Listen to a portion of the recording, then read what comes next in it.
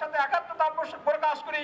সবাইকে আপনারা জানেন যে 2007 সালে মানে জুডিশিয়াল সেপারেশন হয়েছে, কিন্তু আলাদা কোনো সচিবালয় হয় নাই, যার জন্য যদিও জুডিশিয়াল সেপারেশন হয়ে গেছে তারপরও আমরা তার মানে ফলটা আমরা ভোগ করতে পারতেছি না। মানে এখন ওই নির্বাহী বিভাগের অধীনে থাকায় বিচার বিভাগ তারা নগ্ন হস্তক্ষেপ করতেছে। আমার ব্যক্তিগত জীবনে বলি, বিগত সরকারের আমলে একজন জজ সাহেব একজন আসামিকে জামিন প্রদান করেছিলেন, পরে দেখা যাবে যে সেক্রেটারি থেকে সচিবালয় থেকে চাপ সৃষ্টি করা হয়েছে যে ওই আসামি জামিন বাতিল করতে হবে।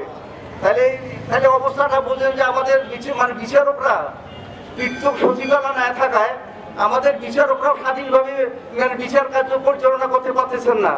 এমনও শোনা যায় অনেক বিচারকই বলেছিলেন যে আপনারা এই সময় কোনো কেসের আর্গুমেন্ট করেন না, এই সময় কোনো কেসের আর্গুমেন্ট করলে আমরা হয়তো নিজেই ইচ্ছে মোতাবেক আমরা রায় দিতে পারবো না, রায় অন্যখান থেকে চলে আসবে, আমরা দিতে বাধ্য হব। যদি আলাদা সচিবালয় থাকতো তাহলে এই যে অন্যায় প্রভাব, রাজনৈতিক যে অন্যায় প্রভাব, এই প্রভাবটা বিস্তার করতে পারতো না। একমাত্র স্রষ্টার বিচার ছাড়া অন্য কোনো বিচার যদি মুক্ত হতে পারে না।